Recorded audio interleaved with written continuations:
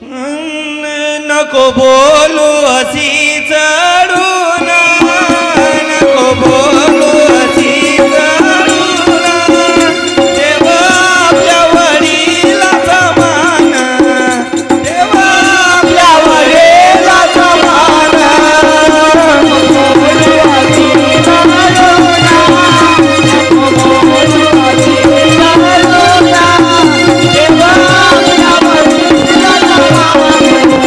देवा आपल्या वडिलाचा मान नको बोलू अशी चढून नको बोलू अशी चढून देवा आपल्या वडिलाचा मान देवा आपल्या वडिलाचा मान नको बोलू अशी चढून नको बोलू अशी चढून देवा आपल्या वडिलाचा मान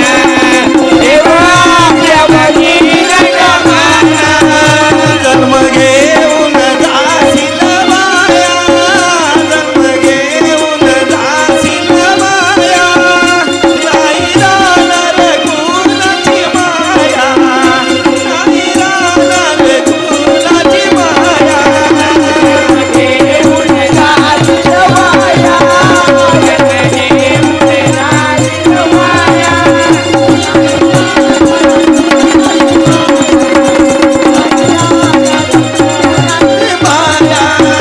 जन्म घेऊन जाशील माया जन्म घेऊन जाशील माया जन्म घेऊन जाशील माया नाही राहणार कुणाची माया नाही राहणार कुणाची माया घेऊन जाशील माया जन्म घेऊन जाशील माया नाही राहणार कुणाची माया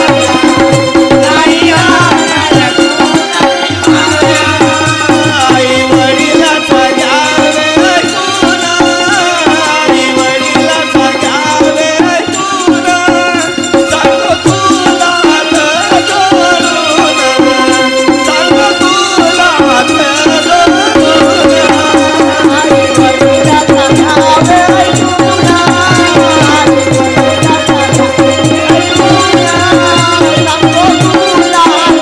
ऐकून सांगतो तुला हात जोडून आई वडिलाचा घ्यावे ऐकून आई वडिलाचा घ्यावे ऐकून सांगतो तुला हात जोडून सांगतो तुला हात जोडून आई वडिलाचा घ्यावे ऐकून आई वडिलाचा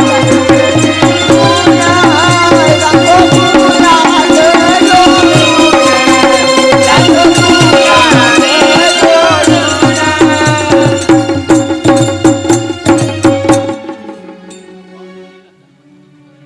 अगं बाप मुलीला जन्म देतो तर तो कशासाठी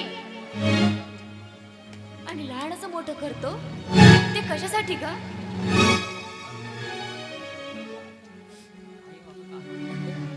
तीच मुलं समोर मोठे होऊन आईवडीला आधार देतील यासाठी ना?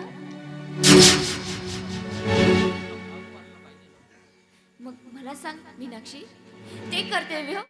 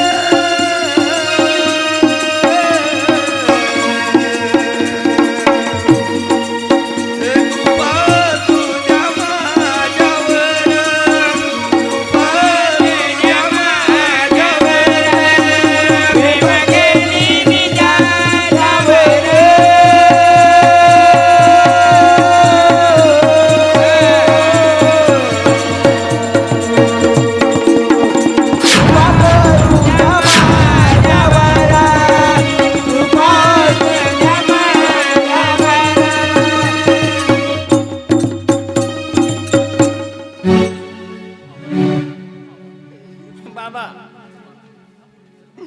मी पापी तुमच्या पोटी जन्माला आले. बाबा मी हात जोडून तुमच्या पाया पडते.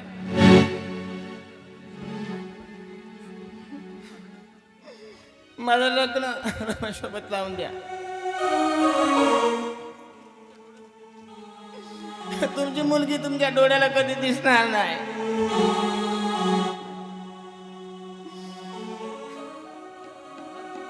आता मार मेलीस तर मला तुझी काही पर्वा नाही. तसं केलं.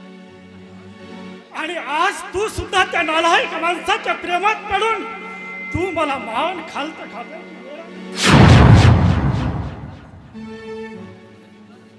धिक्कारच तुझ्या जन्माला. मी या गावचा पाटील असून अभिमानाने जगत होतोय. आज स्वतःच्या मुलासाठी मी खालत मान टाकायची वेळ आली. धिक्कारच तुमच्या जन्माला.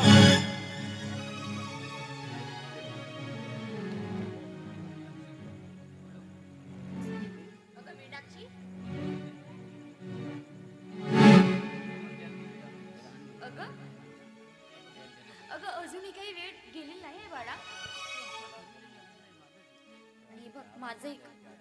अगं तू तुझं ठरवलेला निर्णय मागं घे. आणि आणि आमचा मान ठेव ग.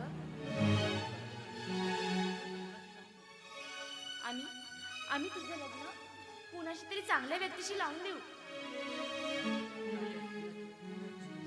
नाही जेव्हा मी माझ्या जन्माचा जोडा स्वीकार केला त्याच्यापासून मी दूर नाही राहू शकत ग. अगं मीनाक्षी, मनामध्ये काहीतरी विचार कर. अगं दुसरा मुलगा पाहून लग्न करून देऊ आम्ही तुझं.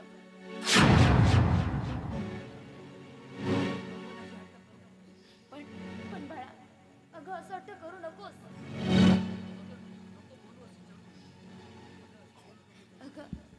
अगं असे आई वडिलांच्या वर चढून बोलू नये बाबा.